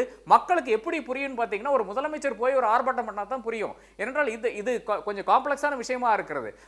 எல்லா டாக்ஸும் வந்து மத்திக்கு போகிறது, மத்தியிலிருந்து காசு இங்க வருகிறது. இதுதான் சிம்பிளாக சொல்ல வேண்டும். ஆனால் இப்ப என்ன நடக்குதுன்னு பாத்தீங்கன்னா, மாநிலத்தில் இருக்கின்ற அரசாங்கங்கள், அரசியல் கட்சிகள், அதே மாதிரி முதலமைச்சர்கள், அதே மாதிரி ஆளுங்கட்சியினர் வந்து சொல்றாங்க எங்களுக்கு காசை கொடுக்க மாட்டேங்கிறான்னு சொல்றாங்க. இப்ப பாஜகவினுடைய நபர்கள் என்ன சொல்றாங்க, நிர்மலா சீதாராமன் உட்பட, பிரதமர் உட்பட, இல்ல கொடுத்துட்டே இருக்கோம், காசு கொடுத்துட்டே இருக்கோம், இவங்க எல்லாம் போய் சொல்றாங்கன்னு சொல்றாங்க. இப்ப இந்த ஒரு கேப் இருக்கு இல்லையா, இந்த கேப் வந்து மக்களுக்கு புரிய வைக்கணும் என்ற அந்த நோக்கத்தோடு தான் இப்போ ஒரு அரசியல் பிரச்சனையாக, ஒரு ஆர்ப்பாட்டமாக, ஒரு போராட்டமாக எடுத்துக்கொண்டு போக வேண்டிய ஒரு தளத்துக்கு வந்து இவர்கள் தள்ளப்படுகிறார்கள். நீங்க எவ்வளவு பெரிய ஒரு பிரச்சனை பார்க்கணும். ஒரு முதல்வர் கேரளால வயசானவர் கேரளால இருந்து போய் அவர் டெல்லியில போய் உட்கார்ந்து அவர் வந்து ஆர்ப்பாட்டம் பண்றாரு. தேர்தலுக்கு முன்னாடியே நடத்துறீங்க, தேர்தலுக்கு முன்னாடியே நடத்துறீங்க. ஏங்க உங்களுக்கு வந்து நீ புரட்சி கவிதாசன் தயவு செய்து நீங்க வந்து இந்த இஷ்யூ வந்து உங்களுக்கு புரியலன்னு நினைக்கிறேன். இது வந்து பிடிஆர் வந்து பல முறை பேசியிருக்கிறாரு. இது வந்து மாநில அரசாங்கம் வந்து பல முறை வந்து பேசியிருக்கிறது. மாநிலத்தில் இருக்கிற அமைச்சர்கள் பேசியிருக்கிறார்கள், தங்கரசு பேசியிருக்கிறாரு, பல நபர்கள் வந்து பேசியிருக்கிறார்கள், இங்க இருக்கிற நபர்கள் தாமஸ் ஐசக் பேசியிருக்கிறாரு பல முறை. இதில் வந்து மாநில அளவில் வந்து பெரிய கருத்தரங்களை நடந்திருக்கிறது. மத்திய அமைச்சர்களை பார்த்து பேசியிருக்கிறார்கள். இன்னும் சொல்ல போனால் முதல்வர் மு.க. ஸ்டாலின் வந்து நம்மளுடைய பிரதமரை சந்தித்து என்ன கேட்டார்? நம்மளுடைய அந்த தூத்துக்குடியில் நடந்த வெள்ளத்துக்கு நீங்க வந்து நிவாரணம் கொடுக்க வேண்டும் என்று கேட்டார். அதற்கு பிறகு தமிழ்நாட்டுடைய ஸ்போர்ட்ஸ் மினிஸ்டர் உதயநிதி ஸ்டாலின் பண்ணி பார்த்திருக்கிறார். அவரும் வந்து கேட்டார், என்னென்ன ரீதியில வந்து அதெல்லாம் கேட்க முடியுமோ பேச முடியுமோ அதெல்லாம் கேட்டாயிட்டு. இதெல்லாம் அதாவது ஒரு என்ன முகாந்திரம் இருக்குன்னு பாத்தீங்கன்னா, ஒண்ணு வந்து மாநில அரசாங்கம் பேச முடியும், அதே மாதிரி மாநில அரசாங்கம் லெட்டர் எழுத முடியும், அதன் பிறகு வந்து மாநிலத்தினுடைய இது லெஜிஸ்லேட்டிவ் அசம்பிளியில் பேச முடியும், அதன் பிறகு பாராளுமன்றத்தில் பேச முடியும், அதன் பிறகு பிரதமரை சந்தித்து பேச முடியும். இந்த எல்லாமே முடிந்து விட்டது. இந்த எல்லா மாநிலங்களும் இதெல்லாம் செய்து விட்டார்கள். சித்தாராமையா வந்து சென்று நரேந்திர மோடியை சந்தித்திருக்கிறார், பினராயி விஜயன் நரேந்திர மோடியை சந்தித்திருக்கிறார், தாமஸ் ஐசக் இதை பற்றி பேசியிருக்கிறார், இதை பற்றி லெட்டர் எழுதியிருக்கிறார், பிரதமருக்கு லெட்டர் எழுதியிருக்கிறார். அப்ப இவர் இந்த எல்லா இது எல்லா வென்யூஸும் எக்ஸாஸ்ட் பண்ண பிறகுதான் ஒரு தேர்தல் பின்னால் வருதா பிரச்சனை கிடையாது. அதன் பிறகுதான் ஒரு போராட்டத்துக்கு போகிறார்கள் என்ற அந்த நிலை இருக்கிறது. இது எதனால் நடக்குதுன்னு பாத்தீங்கன்னா, மத்திய அரசாங்கம் முழுக்க பொய் சொல்றதுனால தான் நடக்கிறது. ஒரு பிரதமரும் சரி, நிர்மலா சீதாராமன் சரி, மாநிலங்களுக்கு உரிய காசு வந்து நாங்கள் வழங்கிவிட்டோம், 15th ஃபைனான்ஸ் கமிஷன் என்ன சொல்லுகிறதோ அதை அப்படியே வழங்கிவிட்டோம் என்று சொல்கிறார்கள். அதுல வருகின்ற பிரச்சனை என்னன்னு பாத்தீங்கன்னா, இந்த சர்சார்ஜும் செஸ்ஸும் சேர்ந்து ஏறத்தாழ ஒரு பெரிய ஒரு அமௌண்ட்டை வந்து அப்படியே நீங்க வந்து சுவாகா பண்ணிட்டு, நீங்க அந்த 42% என்பது 30% இறக்கிவிட்டு அதுலயும் ஒரு அப்சல்யூட் நம்பர்ஸ் பாருங்க. நீங்க பெர்சன்டேஜ் பார்க்க வேண்டாம், அப்சல்யூட் நம்பர்ஸ் பாருங்க, எவ்வளவு கீழே வந்திருக்குன்னு பாருங்க, அதன் பிறகு பேசுங்க. இந்த அளவுக்கு பொய் சொல்லுகின்ற ஒரு ஃபைனான்ஸ் மினிஸ்டர் வந்து இந்தியாவுடைய ஹிஸ்டரியிலே இருந்தது கிடையாது. பாக்கி உங்க கோணம் என்ன? எல்லா பிரச்சனைக்கும் இன்னொரு பார்வை உண்டு அப்படிங்கிற அடிப்படையில் தான் நான் எப்பவுமே பேசுவேன். இந்த புள்ளி விவரம் என்பது டபுள் எட்ஜ்டு வெப்பன் மாதிரி, ஸ்வாட் மாதிரி, இப்படியும் சொல்லலாம் அப்படியும் சொல்லலாம். ஒரு பொருள் இந்த பேரா வந்து 10 ரூபா இருக்குது, 10 ரூபாயிலேருந்து 20 ரூபா ஆக்கிட்டா 100% உயர்ந்து விட்டதுன்னு ஒரு பக்கம் பேசலாம். இல்லை ஒரு மடங்கு தான் கூடுதலாக விற்கப்படுகிறது அப்படின்னு சொல்லலாம். ஸோ ஒரு பார்வை எப்படி. நான் ஒரு கேள்வி கேட்குறேன். வடக்கு வாழ்கிறது தெற்கு தேய்கிறது அறிஞர் அண்ணா காலத்தில் பேசப்பட்டது. சரியாக ஒரு 10 ஆண்டு 20 ஆண்டுகளுக்கு முன்பு அடல் பிஹாரி வாஜ்பாய் காலத்தில் அத்வானி அவர்கள் துணை பிரதமராக இருந்தபோது வடக்கு தேய்கிறது தெற்கு வாழ்கிறதுன்னு சொன்னார். தென் மாநிலங்களில் ஐடி கம்பெனிகள் பொருளாதார வளர்ச்சி இப்போவும் அதே நிலை தான் நீடிக்கிறது. அப்படி இருக்கிற போது வடக்கு தேய்கிறது தெற்கு வாழ்கிறது. சரி, இப்போ நான் ஒரு சின்ன லாஜிக் வைக்கிறேன். தென் மாநிலங்கள் அதிகமாக வசூலிக்கப்பட அங்கே அந்த தென் மாநிலங்களிலிருந்து அதிகமாக வசூலித்து வட மாநிலங்கள் கொட்டுகிறார்கள் அப்படிங்கிறது புகார் இருக்குது. நான் என்ன சொல்கிறேன், வடக்கு தேய்கிறது அப்படிங்கிற ஸ்டேட்மெண்ட்டு இப்போது அப்போதைய தொழில்துறை அமைச்சராக இந்த விஷனரி அப்படின்னு நாம் பெரிதும் மதிக்கிற முரசொலி மாறன் என்ன சொன்னார்? அதுக்கு என்ன சொன்னார்னா, the states which perform will shine. This is exact word. The states which perform will shine. அப்படி இருக்கிற போது தென் மாநிலங்களில் நீங்கள் என்ன நெருக்கடி கொடுத்தாலும் தென் மாநிலங்கள் வளர்ந்துருக்கு, வட மாநிலங்கள் வளரல. பிரச்சனை வந்து தென் மாநிலங்கள் அவர் சொன்னது வந்து எந்த மாநிலம் சிறப்பாக நிர்வகிக்கப்படுகிறதோ அந்த மாநிலம் வளரும். ஒரு மாநிலம் வந்து வளர்கிறது தேய்கிறது அப்படின்ற அம்சம் இல்லை. அது வந்து 60களில் அண்ணா எழுப்பின காலத்தில் வந்து பிஎஸ்யூ நீங்கள் வந்து என்எல்சியை கொடுக்குறீங்களா, பெல்லு வருதா, நீங்கள் வந்து ரூர்கேலால் இண்டஸ்ட்ரியை போடுறீங்களா, ஐசிஎஃப்ஐ எக்ஸ்பேண்ட் பண்ணுறீங்களா, சேலம் ஸ்டீல் பிளான்ட்டை எக்ஸ்பேண்ட் பண்ணுறீங்களா, முழுக்க ஒன்றிய அரசாங்கத்தினுடைய பப்ளிக் செக்டார் யூனிட்ஸை சார்ந்து இருந்த காலம் அப்படின்றது ஒன்று. இப்போ இவங்க என்ன சொல்கிறாங்கன்னா, நாங்கள் பெஸ்ட் பெர்ஃபார்மிங் ஸ்டேட்ஸ், மக்கள் தொகையை கட்டுப்படுத்தி இருக்கிறோம், எங்கள் ஊர்களில் அர்பனைசேஷன் அப்படின்றது பெருசாக வந்திருக்கு. உத்தரப்பிரதேசத்தில் வந்து ஒரு 100 பேர் ஒரு 1000 குடும்பம் இருக்கிற வீட்டுக்கு வந்து ஒரு ரேஷன் கார்டு முக்கியம், ரேஷன் கடை முக்கியம், அல்லது ரோடு முக்கியம்னா, தமிழ்நாட்டில் வந்து நகர்மயம் அதிகமாகிடுச்சு. இங்கே வந்து பாதாள சாக்கடையும் மற்ற வசதிகளையும் செய்து தர வேண்டிய தேவைகள் தென்னிந்திய மாநிலங்களுக்கு இருக்குது. அடிப்படை பிரச்சனை கிடைக்கிற நிதியை பகிர்ந்துக்கிறதுல பாரபட்சம் காட்டுறீங்கன்ற குற்றச்சாட்டு. இல்லை, நான் அதுக்கு தான் சொல்ல வரேன். இப்போது யூபிஏ தமிழ்நாட்டு ஒரு உதாரணத்துக்கு எடுத்துப்போம். கல்வி வளர்ச்சி எங்கே அதிகம்? யூபியா தமிழ்நாடா? தமிழ்நாடு. சுகாதார வளர்ச்சி தமிழ்நாடு. இன்ஃப்ராஸ்ட்ரக்சர் கட்டமைப்பு தமிழ்நாடு. இப்படி இருக்கும்போது இது வளர்ந்து விட்டது. பொதுவாக இந்த நிதி வந்து தென் மாநிலத்திலேருந்து வசூலித்து சில மாநிலங்களுக்கு தர்றாங்கன்ற கருத்து தவறு. ஏனென்றால் ஒரிசாவில் கடந்த பல ஆண்டுகளுக்கு 40 ஆண்டுகளுக்கு முன்பு மிக மோசமாக இருந்த ஒரிசா இப்போ வளர்ந்துருக்குது. காரணம் அவங்களுடைய திறமை, மாநிலத்தினுடைய திறமை, வளர்ச்சி. அது ஒரு காரணம். தமிழ்நாட்டினுடைய அரசாங்கத்தினுடைய வளர்ச்சி 67க்கு பிறகு நிர்வாக திறமையினால் நம்ம முன்னேறி இருக்கோன்றதை நான் மறுக்கவே மாட்டேன். அதுதான் உண்மையான கருத்து கூட. அது மாதிரி இல்லாத காலத்தில் பின்தங்கி இருக்கிற மாநிலங்களை முன்னேற்றுவதற்காக கூடுதலாக நிதி ஒதுக்கப்படுகிறது. அதாவது ₹1 26 காசு வந்து தமிழ்நாட்டுக்கு, 16 காசு கர்நாடகானா, ஒரு ரூபாய்க்கு மேலே ஒரு ரூபாய்க்கு சில்லறையை வந்து ஊபிக்கு கொடுக்குறாங்கன்னா தட் ஷுட் டெவலப் அப்படிங்கிறதுக்கான அந்த பார்வையை நான் பார்க்குறேன். மத்திய அரசு பார்வையில் நான் அந்த ஒரு பார்க்குறேன். நம்பர் 1. நம்பர் 2, தமிழ்நாட்டினுடைய பொருளாதாரத்தை மேம்படுத்துவதற்காக நிபுணர் குழுலாம் போட்டாங்க. நோபல் லாரேட் எஸ்தர் டஃப்லோ தலைமையில் எல்லா வல்லுநர்கள்.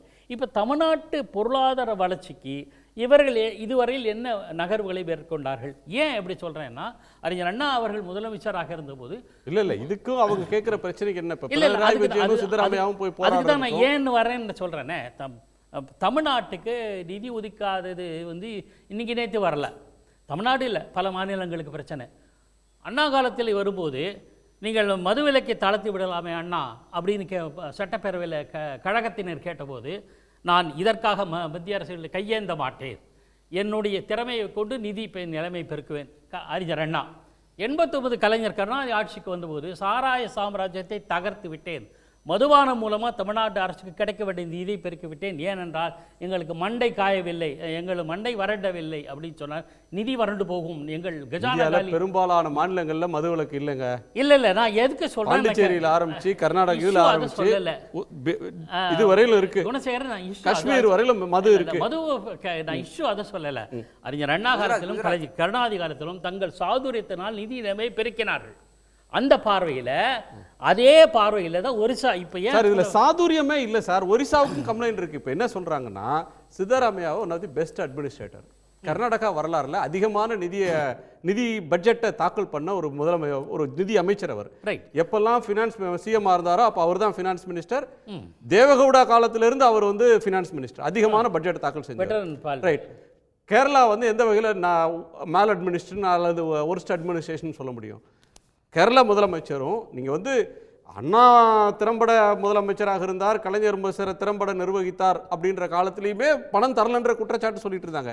இப்போ அது தீவிரம் அடைஞ்சிருக்கு, எல்லா மாநிலங்களும் அதை பேச தொடங்கியிருக்காங்க அப்படின்றதான் இப்போ இருக்கிற கிரெக்ஸ். அதாவது செய்ய முடியும், உங்களால் சமாளிக்க முடியும் என்கிற பட்சத்தில் நிதியை நான் குறைத்து தருகிறார்கள். அந்த டிபேட்லாம் போகலை. அதான் சார் டிபேட். அந்த புள்ளி விவரத்துக்கே போகல. நீங்கள் வந்து ஒரு பாயிண்ட் எடுத்துட்டீங்கன்னா, பெட்ரோல் டீசல் விலை வந்து பேரல் $32 $40 வரும்போது கூட மக்களுக்கு வந்து ₹80 கொடுக்கலாம், ₹70 கொடுக்கலாம்ன்ற போது கூட ஒரே நாளில் ₹10 செஸ் போட்டிருக்காங்க. சர்சார்ஜும் செஸ் வந்து ₹10 பெட்ரோலுக்கு 1 லிட்டருக்கு மக்களுக்கு பாஸ் ஆன் பண்ணல. அந்த காசு நாடு முழுக்க, அந்த காசை மாநிலங்களுக்கு தருவதில்லை, முழுக்க சென்ட்ரல் கஜானால வச்சுக்கிறாங்க. செஸ் சர்சார்ஜ்னு போட்டு எந்த காலத்திலுமே இவ்வளவு வசூல் பண்ணதில்லை. இதில் தான் நான் சொல்கிறேன், இப்படி வசூலிக்கப்படுகிற நிதி மாநிலங்களுக்கு எப்படியெல்லாம் பல்வேறு திட்டங்களுக்கு பயன்படுத்தப்படுகின்றன அப்படின்னு அந்த இடத்துல தான் சிக்கல் வருது. குஜராத்துக்கு வாரி தர்றாங்க, மத்திய பிரதேசத்துக்கு தர்றாங்க, யூபிக்கு தர்றாங்க. இப்போ நீங்கள் வந்து ஒரிசாவுக்கு தரல, எய்ம்ஸுக்கு தரல. நீங்கள் மதுரைக்கு எய்ம்ஸ் வர மாட்டேங்குது. இல்லை இப்போ அண்மையில் கடந்த மாதம் ஆனால் மற்ற மாநிலங்களில் வந்து கட்டி திறந்து பேஷண்ட்டை அட்மிட் பண்ணிட்டாங்க. இன்னும் ஒரு செங்கலோட நிற்குது. சரி, எய்ம்ஸ் விவகாரம் தனி, அது நானும் ஒப்புக்கொள்கிறேன். ஏன் இவ்வளோ வெள்ளத்துக்கு வருவோம். வெள்ளம் வந்து ₹6000 இவ்வளவு நிதிச்சுமையில் ஒரு மாநில அரசு ₹6000 கொடுக்குது. அவங்கள்ட்ட பணம் இல்லை, கடன் வாங்குறாங்க. நீங்கள் வந்து டெல்லியிலேருந்து பெரிய கஜானா வச்சிருக்கீங்க, மாநிலங்களுடைய பணத்தை வஞ்சிச்சு நீங்கள் வந்து உங்கள் கஜானா பெருசாக வச்சிருக்கீங்க. ஏன் வந்து இதை வந்து ஒரு தேசிய பேரிடரா இப்போ வந்து NDRF SDRFன்னு சொல்கிறாங்க, ஸ்டேட் டிசாஸ்டர் ரிலீஃப் ஃபண்டில் ஒரு எல்லையில் தான் இவங்களால செய்ய முடியும். ஏன் டெல்லி கொடுக்க மறுக்குது? சென்ற ஆண்டு குஜராத்தில் 9000 கோடி கேட்டு 1000 கோடி தான் கொடுத்துருக்காங்க மத்திய அரசு. மத்திய அரசு இதே குஜராத்தில் பாஜக ஆட்சி தான்.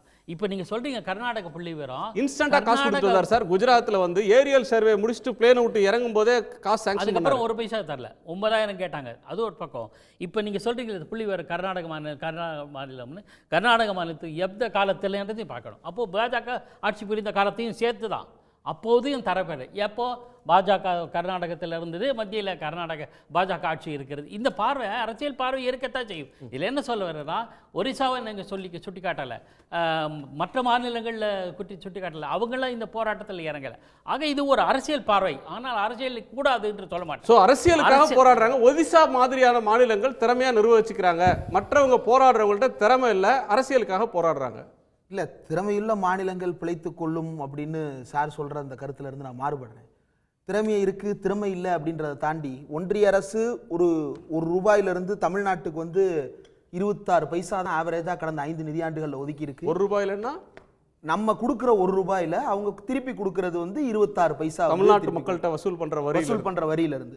அதுவே கர்நாடகாவுக்கு வந்து இதை விட இன்னும் ரொம்ப மோசம், 16 பைசா. ₹1 மக்கள் கொடுக்குற ₹1 16 பைசா தான் கர்நாடகாவுக்கு திருப்பி வருது. உத்தரப்பிரதேசத்துக்கு ₹2 போகுது. யூபிக்கு ஏன் கொடுக்குறீங்க அப்படின்றது பிரச்சனையே இல்லை. யூபிக்கு நீங்கள் எவ்வளோ நாள் கொடுங்க, ஏன்னா நீங்கள் அவ்வளோ செஸ் அண்ட் சர்சார்ஜ் வசூல் பண்ணுறீங்க. அந்த செஸ் அண்ட் சர்சார்ஜை வச்சுக்கிட்டு நீங்கள் சென்ட்ரலி ஸ்பான்சர்டு ஸ்கீம் போடுறீங்க, கிராண்ட் இன் எய்ட்ஸ் கொடுக்குறீங்க. அந்த சென்ட்ரலி ஸ்பான்சர்டு ஸ்கீம்ஸில் உத்தரப்பிரதேசனுடைய டெவலப்மெண்ட்டுக்கு தனிப்பட்ட வகையில் நீங்கள் செலவு பண்ணிக்கங்க.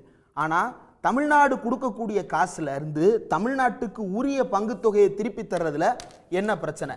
14வது நிதிக்குழு வந்து 42% தர சொல்லுது வரி பகிர்வில். அதுவே 15வது நிதிக்குழு 41.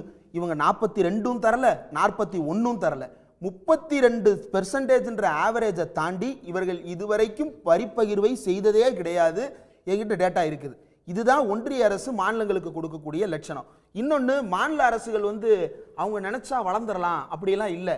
இன்றைக்கு முன்னாள் நிதியமைச்சர், இன்றைக்கு தகவல் தொழில்நுட்பத்துறை அமைச்சர் பிடிஆர் வந்து டெல்லியில் பேசும்போது குறிப்பிட்ட ஒரு விஷயம், 80:20 அப்படின்ற பேரில் சென்ட்ரலி ஸ்பான்சர்ட் ஸ்கீம் மட்டும் இல்லாமல் கிராண்ட் இன் எய்டுன்ற பேரில் 80:20, 80 சென்ட்ரல் கவர்மெண்ட் தரும், யூனியன் கவர்மெண்ட்டு, 20 வந்து ஸ்டேட் கவர்மெண்ட் கொடுத்தா போதும், நீங்கள் வீடு கட்டிக்கங்க, ரோடு போட்டுக்கங்க, எல்லாத்துக்கும் நாங்கள் 80:20 தர்றோம்னு சொல்லி ஓப்பன் பண்ணுவாங்க. ஆனால் கடைசியில் அதை வந்து 20:80 மாற்றி மொத்த பேர்டனையும் மாநில அரசின் தலையில் கட்டி விட்டு போயிடுறாங்க அப்படின்னு. இது நிதர்சனமான உண்மை. ஆர்கே சார் குறிப்பிட்ட போது அந்த வீடு கட்டுறதை பற்றி குறிப்பிட்டார். தமிழ்நாட்டில் சென்னையில் ஒரு நகர்பகுதியில் பிரதமரின் வீடு கட்டும் திட்டம், ஆமா, பிரதான் மந்திரி வீடு கட்டும் யோஜனா தான். அந்த பிரதான் மந்திரி வீடு கட்டும் யோஜனாவுக்கு பிரதமர் கொடுக்கிற காசு 1.5 லட்சம் ரூபாய். தமிழ்நாட்டில் ஒரு வீட்டுக்கான எஸ்டிமேட் 15 லட்சம் ரூபாய். 7 லட்சம் ரூபாயை தமிழ்நாடு அரசு கொடுக்கிறது, 5 லட்சம் ரூபாயை மக்கள் கொடுக்கறாங்க. மொத்தமாக வீடு கட்டப்படுகிறது. இப்ப அந்த வீடு மக்களின் வீடா, மாநில அரசின் வீடா, ஒன்றிய அரசின் வீடா? ஆனா வீட்டில் வந்து பிரதமர் மோடியின் படத்தை போடணும். அந்த ஸ்கீமை போடும்போது சாவியை பெருசா டிசைன் பண்ணி கொடுக்குறோமே, அந்த சாவியில மோடியோட படத்தை அச்சடிச்சு கொடுக்கணும். அந்த மோடி படத்தை அச்சடிக்கிறதுக்கு காசு யார் தருவா?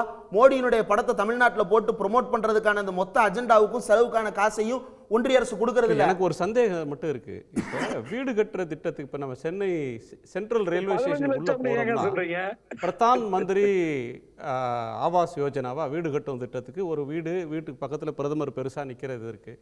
ஆனால் பெட்ரோல் பங்க்கில் பிரதமர் படம் இருக்கிறது இல்லை, சுங்கச்சாவடிலாம் இருக்குது, அங்கெல்லாம் வண்டி நிற்குது, அங்கே எங்கேயுமே பிரதமருடைய செல்ஃபி பாயிண்ட் இல்லை. ஏன் அப்படின்னா அங்கெல்லாம் போட்டோம் அப்படின்னா அன்பாப்புலர் ஆயிடுவாங்க.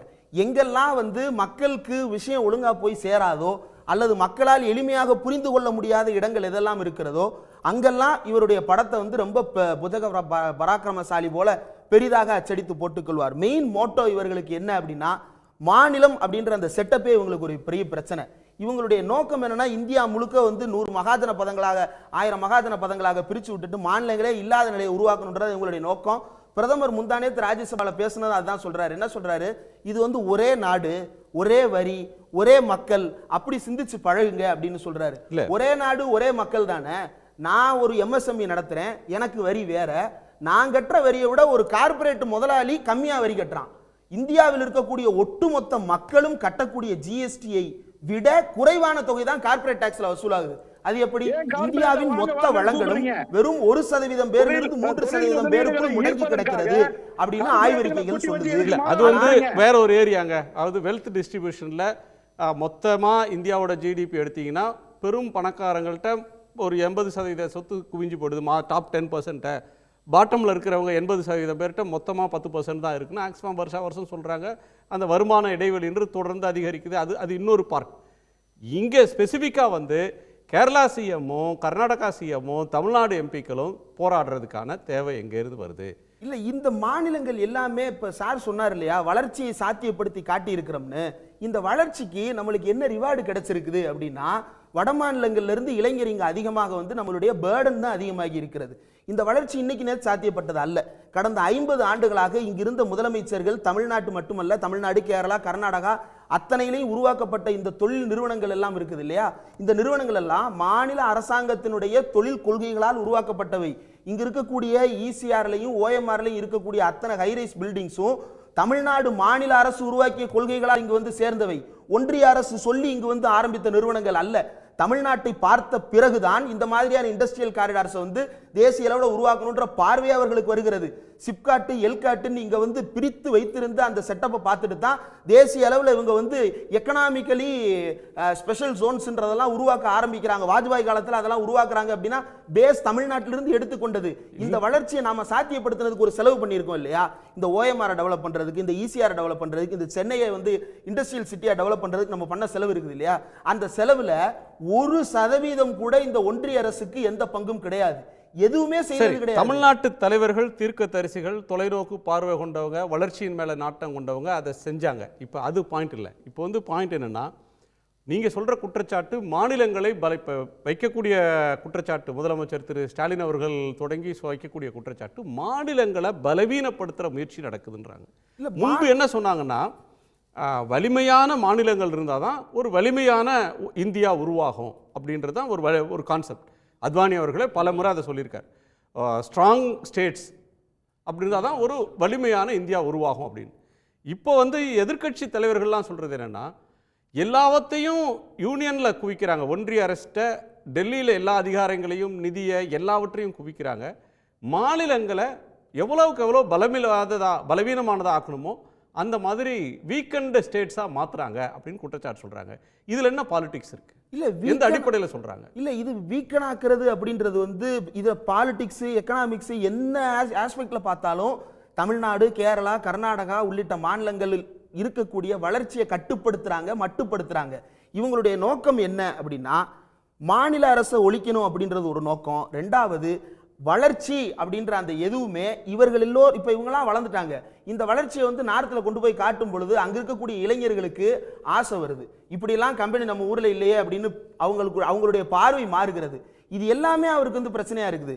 ரொம்ப பேசிக்காக இருக்கக்கூடிய பொலிட்டிக்கல் இஷ்யூ என்ன அப்படின்னா, இந்த 2 பிரதேசங்களாக நார்த் சவுத்னு நம்ம பிரிக்கிற இந்த நார்த் அண்ட் சவுத் டிவைட் இருக்குது இல்லையா, இந்த 2 பிரதேசங்களும் எந்த வரலாற்று காலத்திலும் ஒரே சரிசமமான வளர்ச்சியை பெற்ற மாகாணங்களாகவோ மாநிலங்களாகவோ அல்லது பகுதிகளாகவோ ராஜ்யங்களாகவோ இருந்ததே கிடையாது. அதனால்தான் அம்பேத்கர் சொன்னார், வடக்கின் ஏகாதிபத்தியத்தை தெற்கு சகித்துக் கொள்ளாது. அம்பேத்கர் மட்டுமல்ல, இந்தியாவில் பழுத்த தேசியவாதியாகிய ராஜாஜி சொல்றாரு, இந்தியாவுக்கு ஒரு பார்லிமெண்ட் பத்தாது, 3 பார்லிமெண்ட் போடுங்க, ஃபெடரேஷன்ஸ் போடுங்க, கான்ஃபெடரேஷனா மாத்துங்க, இதை வந்து சிங்கிள் கண்ட்ரியா வச்சிருக்க முடியாது அம்பேத்கர் அப்படின்னு அம்பேத்கர் சொன்னாரு. அவர் சொன்னதனுடைய நோக்கம் என்னவானாலும் இருக்கலாம், ஆனா அவர் சொல்றதெல்லாம் இன்னைக்கு நடக்குதா இல்லையா? அறிஞர் அண்ணா 1960களில் பார்லிமெண்ட்ல பேசும்போது ஒரு விஷயத்தை குறிப்பிடுறாரு. நீங்க வந்து வெளிநாட்டிலிருந்து ஒருத்தர் வர்றாரு, தூதுவர்னு பேரு அவருக்கு, அவர் வந்தாருன்னா உட்கார வச்சு அவர்கிட்ட காது கொடுத்து பேசுறீங்க, கேட்குறீங்க. நாங்களும் மக்களின் பிரதிநிதியாக தானே வர்றோம். சீன மக்களின் பிரதிநிதியா ஒருத்தர் வரும்போது உட்கார வச்சு போர்க்காலத்தில் பேசுறீங்களே, நாங்க எங்களுடைய மக்களின் பிரதிநிதியா இந்த நாடாளுமன்றத்துக்கு வந்திருக்கோமே, நாங்க பேசுறதை ஏன் காது கொடுத்து கேட்க மாட்டீங்க? இந்தியாவின் கடைசி தலைமுறை ஜனநாயகவாதிகளாகிய நீங்களே கேட்காவிட்டால் எதிர்காலத்தில் எங்கள் குரலை யார் கேட்க போகிறார்கள்? நாங்கள் அனாதைகளாக இந்த நாட்டில் இருப்பதா, குரலற்றவர்களாக இந்த நாட்டில் இருப்பதா? நாங்கள் பேசக்கூடியதை இந்த நாடாளுமன்றம் பதிவு செய்யவே செய்யாது என்றால் நாங்கள் எதற்காக இங்கு பேசிக் கொண்டிருக்க வேண்டும்? அறிஞர் அண்ணா பதிவு பண்றாரு. இன்றைக்கு நாடாளுமன்றத்தின் வாசல்ல மாநிலத்தினுடைய முதல்வர் உட்கார்ந்து போராடி கொண்டிருக்கும் நிலை ஏற்பட்டிருக்கிறது. யாருடைய ஆட்சி காலத்துல? முன்னாள் முதலமைச்சர் ஒருவர் பிரதமராக இருந்து ஆட்சி செய்யும் ஆட்சி காலத்துல. இந்த முன்னாள் பிரதமரை பற்றி பிடிஆர் அவர்கள் ஒரு வார்த்தையை குறிப்பிட்டார். Once he was a champion of state rights அப்படின்னு குறிப்பிட்டார். மாநிலத்தில் இருக்கும் பொழுது 50% எங்களுக்கு கொடுக்கணும்னு அவர் சொன்னார். அதே போல நாங்கள் வரியை திருப்பி வரி கொடாமை இயக்கம் நடத்தும் அளவிற்கு கூட ஒரு பேச்சுக்களை எல்லாம் பேசி இருக்கிறார். ஆனால் இன்றைக்கு தடுத்து நிறுத்துகிறார் என்றால் என்ன காரணம் அப்படின்னா, பவரும் இந்தியாவில் இருக்கக்கூடிய அதிகார வர்க்கமும் இந்தியாவை ஆட்டி படைத்துக் கொண்டிருக்கின்ற இந்த ஒலிகாட்சிகளும் இந்தியாவை இந்தியாவாக இருக்க வேண்டும் என்று விரும்பவில்லை. இந்தியா ஒரு சந்தையாக இருக்க வேண்டும், அவ்வளவுதான் இவர்களுடைய நோக்கம். இந்தியா என்கின்ற இந்த ஒரு சந்தை ஒரு மொழி பேசக்கூடிய ஒரு சந்தையாக, ஒரே மாதிரியான ஒரு சந்தையாக மாற்றப்பட்டு விட்டால் அதானிக்கு இங்கு தொழில் செய்ய வசதியாக இருக்கும், அம்பானிக்கு இங்கு தொழில் செய்ய வசதியாக இருக்கும். இந்தியாவில் ஜனநாயகத்தை ஒழித்து கட்டிவிட்டு ஒரு ஒலிகாட்சியை ரஷ்யாவை போல நிறுவிவிடுவதற்கு லாபம் தாங்க இலக்கு. மொழி அவங்களுக்கு ஒரு பேரியர் இல்ல. லாபம் எந்த மொழியில வந்தாலும் அந்த மொழியை அதுதான் வந்து கார்ப்பரேட் அண்ட் பிராமின் பனியா இவங்களுடைய நெக்ஸஸ் அப்படின்றதே அதுதான். இவர்கள் ஏன் ஒரு மொழியை துடிக்கிறாங்க அப்படின்னா, நீங்க ஒண்ணும் இல்ல சார், அது இன்னொரு பிரச்சனை. மொழியை திணிக்கிறாங்க, மொழியை ப்ரோமோட் பண்றாங்க. நம்ம இன்னைக்கு ரொம்ப கன்ஃபைன்டா அதுக்குள்ள நிப்போம். நிதி பகிர்வுல பாரபட்சம் காட்டுறாங்களா? மாநிலங்கள் டெல்லிக்கு போய் போராடுறது அரசியலுக்கு போராடுறாங்களா? பாதிப்பு அவங்க உணர்ந்து அதன் அடிப்படையில் போராடுறாங்களான்றது பாயிண்ட். அடுத்த சுற்றுல பேசலாம். புரட்சி கவிதாசன் குறுக்கிடுறார். ஒரு இடைவேளைக்கு பிறகு நம்ம பேசலாம். நிதி பங்கீட்டில் ஒன்றிய அரசு அநீதி இழைப்பதாக தமிழ்நாடு, கேரளா, கர்நாடகா உள்ளிட்ட தென்னிந்திய மாநிலங்கள் குற்றம் சாட்டி கொண்டிருக்கின்றன. இந்த குற்றச்சாட்டு நியாயமானதா, அரசியல் உள்நோக்கம் கொண்டதா என்ற கேள்வியை நேயர்கள் மேடை வச்சிருக்கிறோம். எக்ஸ் தளத்தில் நீங்களும் உங்களுடைய கருத்தை பதிவிடலாம். ஒரு சிறு இடைவேளைக்கு பிறகு கேள்விக்களம் தொடரும்.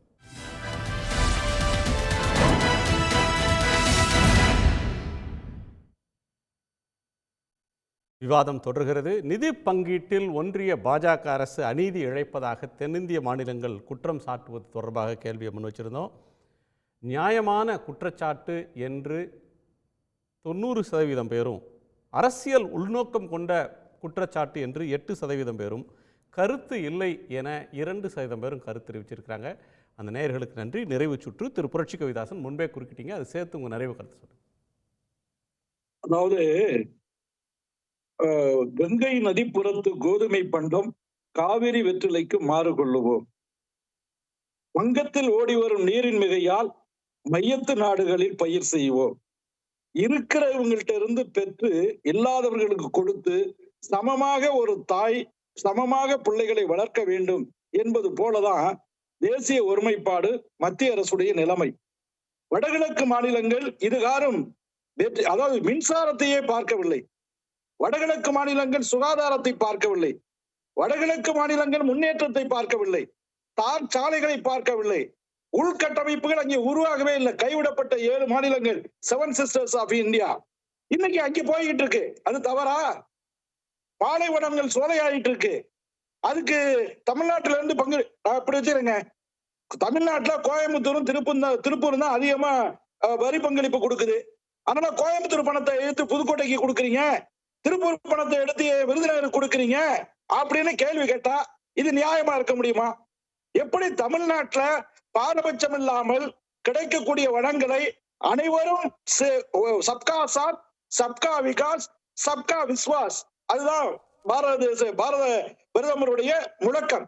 அனைவரும் இணைந்து, அனைவரும் வளர்ந்து, அனைவரின் நம்பிக்கையை பெற்று உயர்வோம் என்பதுதான். இப்ப உலக நாடுகளுக்கு இந்தியா உதவி செய்யுது. அது எவ்வாறு செய்ய முடிகிறது? அதனால தயவு செய்து மாநிலங்கள் தங்களுடைய வரி தனக்குத்தான் சொந்தம் என்பது, நீங்க தனித்து மாநிலமாக இல்லை, இந்திய ஒன்றியத்தினுடைய உறுப்பினராக இருக்கிறீர்கள். இந்திய ஒன்றியத்துல ஒரு பகுதி மட்டும் வளர்வது புற்றுநோயை போன்றது. அனைத்து பகுதிகளும் சமமாக வளர வேண்டும். சமமாக வளர்ந்தாதான் சமச்சீர் வளர்ச்சி. அதனால ஒரே பாரதம், உன்னத பாரதத்தை அமைப்பதற்கு சில தியாகங்களை செய்ய வேண்டும். ஆனா அதுல எதிர்கட்சி மாநிலங்கள் மட்டும் போராடுறதுலதான் அரசியல் உள்நோக்கம் இருக்கிறது என்பது என்னுடைய கருத்து. நன்றி. இந்திரகுமார். இல்லை, எதிர்கட்சி மாநிலங்கள்னு குறிப்பிட்டாரு. கர்நாடகாவில் இவங்க இம்மீடியட்டா இப்போ ஆளுங்கட்சியா இருந்தவங்க எவ்வளவு வாங்கியிருக்கிறாங்க அப்படின்னா 16 காசு. மக்களையும் ஏமாத்திக்கிட்டு, ஒன்றிய அரசையும் ஏமாத்திக்கிட்டு, மாநிலத்தில் ஓட்டு போட்டு தேர்ந்தெடுத்த அவ்வளவு பேரை ஏமாத்திக்கிட்டு ஒரு ஆட்சி இத்தனை ஆண்டு காலமாக அங்கு நடந்திருக்கிறது அப்படின்றது இப்ப சித்தராமையாவின் மூலமாக வெளிச்சம் போட்டு காட்டப்பட்டிருக்கிறது. கங்கை நதிப்புறத்து கோதுமை பண்டம் காவிரி வெற்றிலைக்கு மாறு கொள்வோம் அப்படின்னாரு இல்லையா? கங்கை நதிப்புறத்துல இருந்து கோதுமை பண்டம் வரட்டும், அதுக்கப்புறம் காவிரி வெற்றிலையை மாறுகொள்வோம். இங்கிருந்து காவிரி வெற்றிலையை மட்டும் நீங்க அறுத்து அறுவடை பண்ணி எடுத்துட்டு போவீங்களா? கங்கை நதிப்புறத்து கோதுமை பண்டம் எங்கடா அப்படின்னு கேட்டோம்னா பிம்பிலிக்கு பிலா பிம்பிங்களா? இதுதான் ஒன்றிய அரசு மாநிலத்தை நடத்தி கொண்டிருக்கக்கூடிய லட்சணம். தமிழ்நாட்டுக்கு மட்டுமல்ல, இந்தியாவில் இருக்கக்கூடிய எந்த மாநிலத்திற்கும் இவர்கள் வழங்கி இருக்கக்கூடிய இந்த நிதி பகிர்வு என்பது பத்தாதுன்றதுதான் இப்ப நடந்து கொண்டிருக்கக்கூடிய சதன் கலெக்டிவினுடைய நோக்கமாக இருக்கிறது. இவர்கள் உத்தரப்பிரதேசத்துக்கு வழங்கி கொண்டிருக்கிறதா இருக்கட்டும், மத்திய பிரதேசத்துக்கு வழங்குறதா இருக்கட்டும், அதனால் அவர்கள் சாத்தியப்படுத்தி காட்டிய வளர்ச்சியை விட இந்த 1/4 பங்கு தொகையை வாங்கி கொண்டு தமிழ்நாடும், கேரளாவும், கர்நாடகாவும், ஆந்திராவும் வளர்ந்து காட்டி இருக்கிறது அப்படின்னா இந்த மாடலை எடுத்துட்டு போய் இம்ப்ளிமெண்ட் பண்ணுங்க. நீங்க குஜராத் மாடலை இம்ப்ளிமெண்ட் பண்றேன்னு சொல்லி தான் இந்தியா முழுக்க ஆட்சிக்கு வந்தீங்க. அதே குஜராத் மாடலை யோகி ஆதித்யநாத்தின் மூலமாக உத்தரப்பிரதேசத்தில் நடத்தி 10 வருஷத்துல உத்தரப்பிரதேசத்தை வளர்த்து அறுத்தெடுத்து இருக்க வேண்டியது தானே. அப்படி எதையும் சாத்தியப்படுத்த முடியல. அப்போ ஒரு டுபாக்கூர் குஜராத் மாடல் உத்தரப்பிரதேசத்தில் இன்னொரு டுபாக்கூர் மாடலை உருவாக்கி இருக்கிறதே தவிர திராவிடியன் மாடலா இருக்கட்டும், கேரளா மாடலா இருக்கட்டும், சதன் மாடலா இருக்கட்டும், இதுதான் இந்தியா முழுமைக்குமான ஒரே இன்க்ளூசிவ் எக்ஸாம்பிள். இந்தியாவிற்கு இந்த நிதி பகிர்வு அல்லது ஜிஎஸ்டியில் வரக்கூடிய பிரச்சனை தொகை இது எல்லாவற்றையும் பற்றி இந்தியாவினுடைய பிரதமரின் முன்னாள் ஆலோசகர் ரத்தின் ராயிடம் கேட்கப்பட்ட போது அவர் சொன்ன ஒரு வார்த்தை, the key to improving prosperity in the North Indian states is not high ticket investments, it is producing the things that the people wish to consume there at affordable prices அப்படின்னு குறிப்பிட்டு விட்டு தெற்கில் இருக்கும் வளர்ச்சிக்கும் வடக்கில் இருக்கும் வளர்ச்சிக்கும் இருக்கக்கூடிய இந்த வித்தியாசங்களை பட்டியல் போடுகிறார். தெற்கில் இருக்கும் வளர்ச்சி அப்படின்றது வந்து இன்றைக்கு அதிகமாக ஹியூமன் இன்வெஸ்ட்மெண்ட் தேவைப்படுகிறது. ஆனால் வடக்கில் இருக்கக்கூடியது மக்களை கன்சியூமர் கன்சியூமர் கன்சியூமர் அப்படின்னு சொல்லிட்டு அந்த கன்சியூமருக்கு கூட டிமாண்ட் அண்ட் சப்ளை ஒழுங்காக இல்லாத நிலை தான் அங்கு உருவாக்கி இருக்கிறார்களே தவிர எந்த உருப்படியான வளர்ச்சியும் சாத்தியப்படவில்லை. நன்றி. மும்பையில் ஒரே ஒரு வீட்டில் உணவு தயாரிப்பதற்கான தேவையான காசு மும்பையில் 65% அதிகரித்திருக்கிறது. இதே போலத்தான் ஒரு மாநிலத்தினுடைய நிலை, அந்த மாநில மக்களை கேர்டேக் பண்ணக்கூடிய நிலை. இந்த இடத்தில் ஒன்றிய அரசு கொடுக்கக்கூடிய இந்த 25 பைசாவை எடுத்துக்கொண்டு போய் என்ன செய்வது அப்படின்றத ஒன்றியத்தில் இருக்கக்கூடிய இப்போதைய பிரதமர் மீண்டும் குஜராத்துக்கே முதல்வராக போய் இதே 26 பைசாவை வாங்கி வளர்ச்சியை சாத்தியப்படுத்தி காட்டி மக்களுக்கு உணர்த்தட்டும். நன்றி நன்றி நன்றி. தேர்தல் நெருங்குகிறது. தேர்தலில் இது என்ன இம்பாக்ட் சார்? அதுதான் கேட்கிறேன். மாநிலங்களை பாரபட்சமாக நடத்துகிற, மாநில உரிமைகளை பறிப்பதாக சொல்லப்படும் இந்த அரசை தேர்தலில் மக்கள் அதற்கான பதிலை கொடுத்து அமைய இருக்கிற ஆட்சி இதேபோல் மாநிலங்களுக்கு வஞ்சிக்காமல் இருக்க வேண்டும் என்று வாழ்த்துகிறேன். நன்றி. திரு ஆர்கே, இதில் உங்கள் ட்விட்டர் கருத்தில் வந்து ஒரு 2% நபர்களுக்கு வந்து கருத்தில்லை என்று கூறியிருக்கிறார்கள். இதே மாதிரி வட இந்தியாவில் இருந்தால் நிச்சயமாக மறுபடியும் அந்த இடங்களெல்லாம் ஒரு மோடி அரசு தேர்வு செய்யக்கூடிய, பாஜகவை தேர்வு செய்யக்கூடிய ஒரு பிரச்சனை இருக்கிறது. அந்த இந்த 2% மக்களுக்கு நாம் இந்த விஷயத்தை எடுத்து செல்ல வேண்டிய ஒரு கட்டாயத்தில் நாம் இருக்கிறோம். அடுத்த புரட்சி கவிதாசன் முக்கியமான பாயிண்ட் சொன்னார். அதாவது நீங்கள் கோயம்புத்தூரில் இருக்கிற காசு எடுத்து தானே மிச்சம் இருக்கிற இடத்துல செலவு பண்ணுறீங்க, இல்லை என்றால் சிவகாசியில் இருக்கிற காசு தானே எடுத்து செலவு பண்ணுறீங்கன்னு.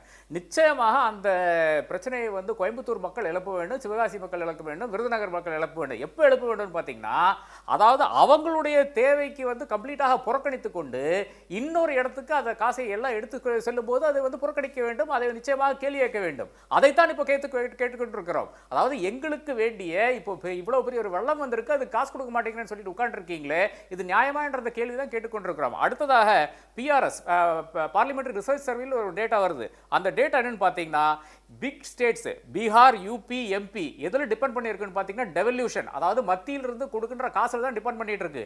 இது கர்நாடகாவும் தமிழ்நாட்டில் எதில் டிபெண்ட் பண்ணிட்டு இருக்குன்னு பார்த்தீங்கன்னா ஓன் டாக்ஸ் ரெவன்யூல தான் டிபெண்ட் பண்ணிட்டு இருக்கு.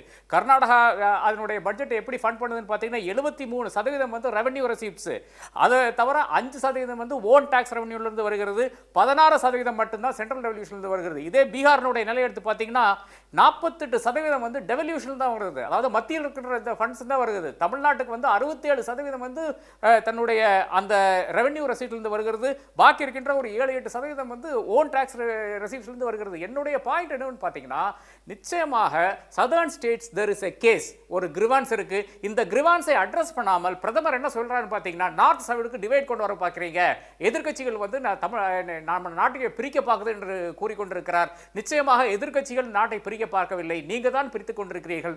கடைசியாக நம்ம நிர்மலா சீதாராமனுடைய அந்த ஃபேக்ட்ஸ் அண்ட் ஃபிகர்ஸ் கரெக்டாக இருக்கிறது. 15th ஃபைனான்ஸ் கமிஷன் சொல்ற அந்த காசை நாங்கள் கொடுத்து விட்டோம் என்று கூறுகிறார்கள். ஆனால் 15th ஃபைனான்ஸ் கமிஷன்ல எங்க சொல்லியிருக்கு, நீங்க டாக்ஸ் சர்சார்ஜ் இவ்வளவு அதிகமாக போட்டு விடுங்கள், அதிலிருந்து நீங்க வந்து கொள்ளை லாபம் எடுத்துக்கொள்ளுங்கள், உங்களுடைய ஸ்கீம்ஸ் அதிலிருந்து செய்யலாம் என்று எங்க கூறியிருக்கிறது. ஃபைனலி 1940 ஆரம்பிச்சு இருக்கின்ற மெகா ப்ராஜெக்ட்ஸ் எல்லாமே யூபியிலையும் பீகார்லையும் தான் வந்திருக்கிறது என்ற அந்த உண்மையை நாம் மறைத்து கொண்டு இது பேசக்கூடாது. அதாவது இந்த பீமாரு ஸ்டேட்ஸ்ல இருக்கிற பெரிய ப்ராஜெக்ட்ஸ்லாம் வந்திருக்கிறது, ரயில்வே ஃபேக்டரிஸ்ல இருந்து ஆரம்பித்துக் கொண்டு, டிஃபென்ஸ் ஃபேக்டரிஸ் இருந்து ஆரம்பித்துக் கொண்டு, பப்ளிக் செக்டர் யூனிவர்சிட்டி இருந்து ஆரம்பித்துக் கொண்டு, இதெல்லாம் எங்க இருக்குன்னு பாத்தீங்கன்னா எல்லாம் உத்தரப்பிரதேசம் இருக்கு, பீகார்ல இருக்கு, மத்திய பிரதேசம் இருக்கு, ராஜஸ்தான் இருக்கு, இந்த மாதிரி இடங்கள்ல தான் இருக்கிறது. அப்புறம் ஏன் அங்க வளர்ச்சி வரவில்லை? இப்படி வளர்ச்சி வராத ஒரு தருணத்தில் கூட 75 வருஷமாக சதர்ன் ஸ்டேட்ஸும் பாக்கி இருக்கின்ற ஸ்டேட்ஸும் இவர்கள் வந்து சப்சிடைஸ் பண்ணி கொண்டிருக்கிறார்கள். இனி அது போதும் என்று நான் கூறுகிறேன். அங்க வந்து ஆட்சிக்கு வழி இல்லை என்றால், அந்த ஆட்சியாளர்களால் அவர்கள் செய்ய முடியவில்லை என்றால், அங்க பிரசிடென்சி ரூல் கொண்டு வாங்க, 5 வருஷத்துக்கு கொண்டு வாங்க, 10 வருஷத்துக்கு கொண்டு வாங்க, டெவலப் பண்ணுங்க. அதுக்கப்புறம் வந்து டெவல்யூஷனை பத்தி பேசிக் கொண்டு இருக்கலாம். பிரசிடென்ட் ரூல் வந்தால் டெவலப்மெண்ட் வந்துருன்றதுக்கு எந்த உத்தரவாதமும் இல்லை. அதுக்கெலாம் அது ஆன்டி டெமோக்ராட்டிக் அண்ட் அது வந்து there is no guarantee for it. உங்கள் அனைவருக்கும் நன்றி. மீண்டும் சந்திப்போம். இது கேள்விக்களம், மக்களின் மேடை. உடனுக்குடன் செய்திகளை தெரிந்து கொள்ள சன் நியூஸ் பெல் ஐகானை கிளிக் பண்ணுங்க.